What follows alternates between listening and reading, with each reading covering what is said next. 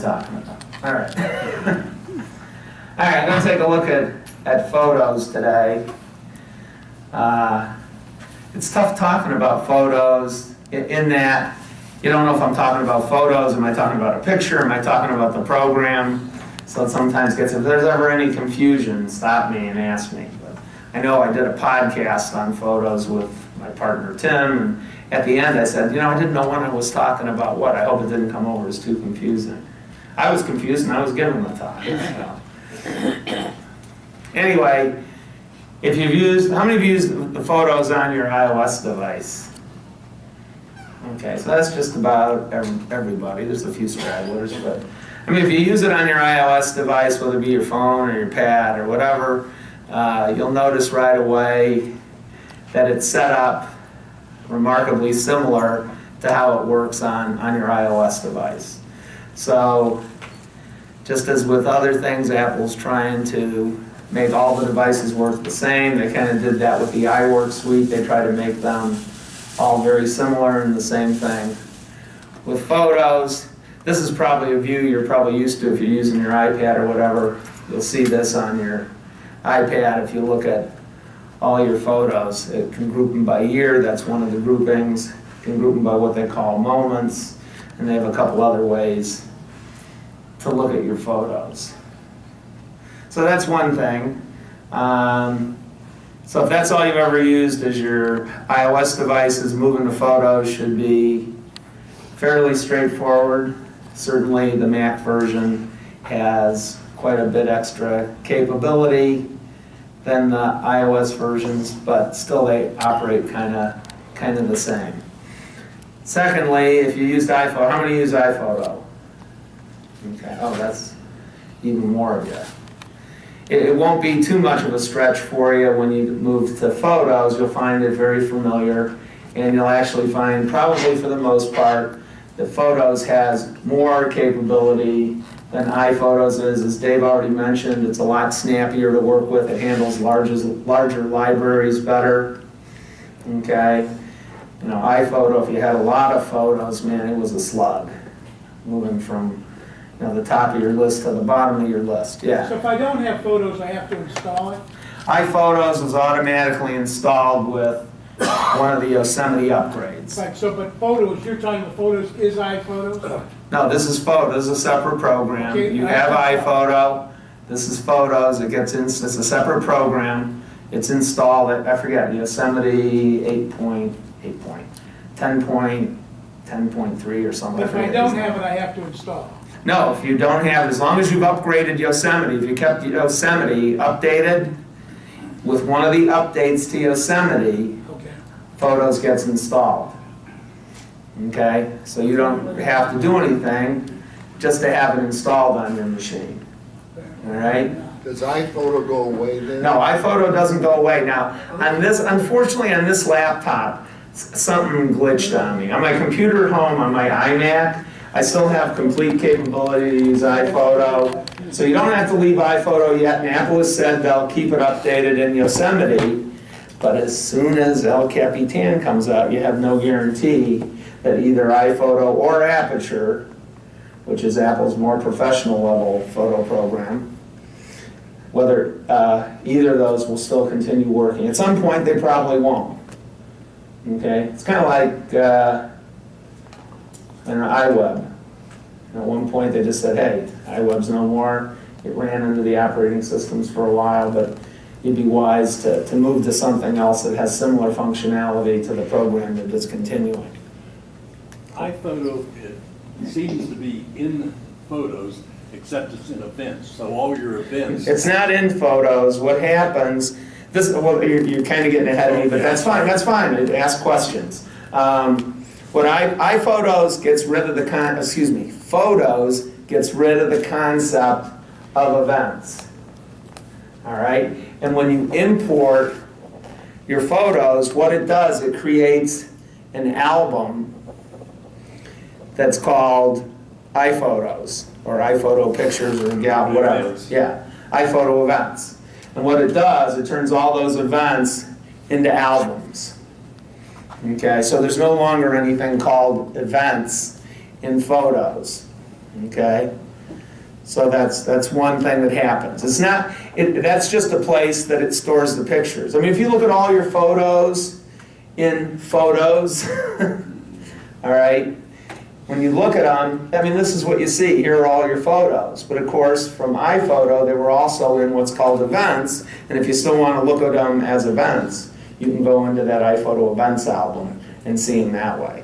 In fact, let me do this. First of all, one of the things that's probably unfamiliar is you don't have that sidebar anymore. Usually by default, when you open up Photos, it doesn't have it. However, if you go under View, it does have an option to show the sidebar, and you get the more familiar sidebar that you're used to. Depending on the size of your screen, like here I'm on a smaller laptop, I like to have as much real estate, so I often turn the sidebar off. If you're on a 27-inch iMac, you might have the luxury that you might want to leave it on. Okay? So as you said, if I go down here to Albums, here are all the albums, and here's mine called iPhoto Events. And I click the down arrow there, and you can see these are all my events from iPhoto right there. So if I click on them, I'll see the same thing as I would see in the event if I opened up iPhoto.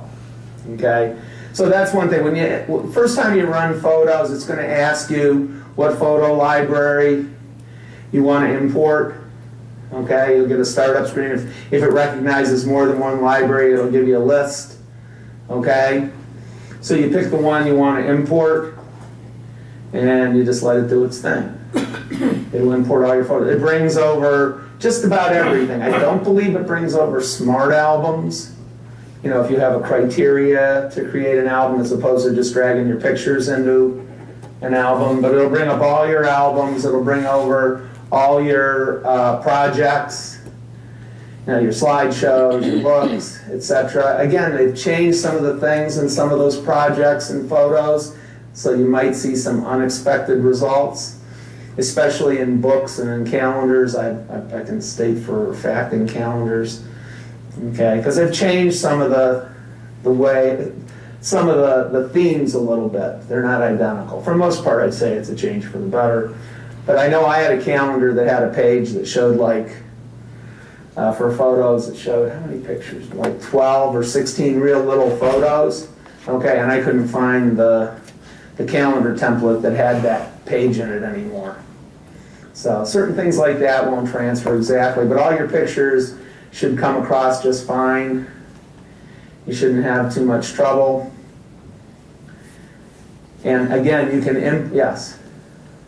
Let's say you have 10 gig of photos sitting in the cloud, not necessarily at the cloud, but in the cloud somewhere, and you import all these pictures into Photos.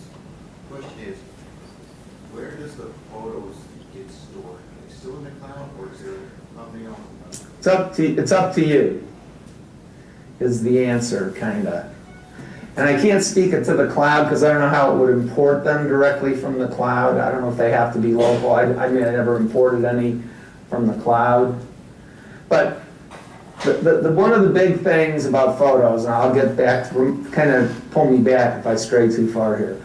But the main thing about Photos that I guess you'd consider an advantage or possibly a disadvantage is if you have a lot of devices, like I do. I have 2 iPads, I have a phone, I have a Mac, I have a laptop, okay? I have a washing machine. Okay. But iPhoto works with iCloud. It's integrated real tightly, okay? Now, I'll preface this by saying if you like the way PhotoStream works in iPhoto, if you use PhotoStream, I don't want to explain it too much, but if you use it, you know how it works. It takes the last 1,000 photos, keeps them in the cloud, doesn't cost you anything to store those photos, etc. You can keep using PhotoStream, okay? That's fine. But if you want to use the iCloud photo library, that is, load all your photos from Photos to the cloud, okay, then you have to turn that on, and then you kind of lose the use of PhotoStream. They're 2 separate things. The PhotoStream is free, but it doesn't put your whole library in the cloud. Keeps it running 3-month list of photos or 1,000, whichever comes first. Okay? But you can't adjust photos from the cloud. You have to bring them into your machine again. No. That's kind of true. I shouldn't say no.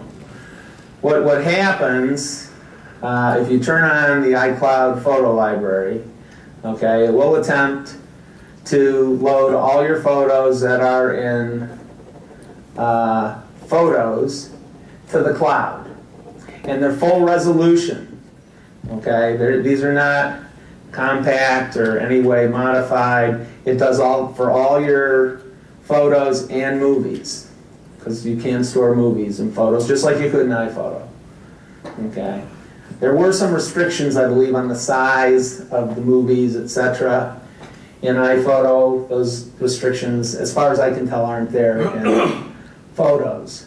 So essentially, the cloud is a complete backup. The downside of this, like I said, it could be a disadvantage, is Apple only gives you 5 gig of iCloud space for free. If you want to store everything, chances are you're going to have to buy some more iCloud space. And I think, is it 200 gig is $3.99 a month? 200 gig is a lot.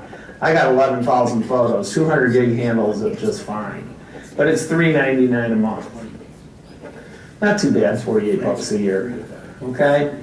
So that's the thing to consider if you're going to use iCloud Photo Library. Unless you have a very small library, you're probably going to want to buy more space. Okay? If you don't want to buy more space, you might want to stick with PhotoStream. The other thing is, do you want to trust Apple with your whole photo library? Because it is an actual backup. They're all up there. Okay? And the nice thing is, by doing that in the cloud, you have access to all your photos from every device you have.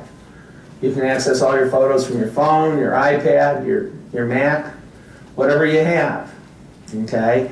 And on all those devices, you can elect in the preferences whether you want to have an optimized version on the photo of that device, meaning it won't take up near as much space, or if you want the full version, okay, the actual full quality version. So what I've done on my iMac, since I have a big drive and I have a big library, it's like 11,000 photos, okay?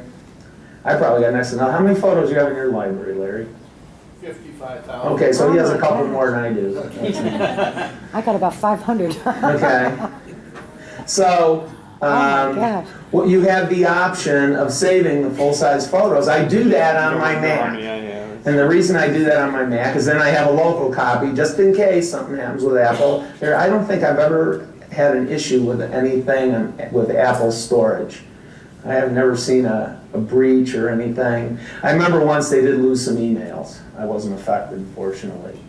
But generally speaking, over a long period of time, I've never had a problem with anything that I stored with Apple.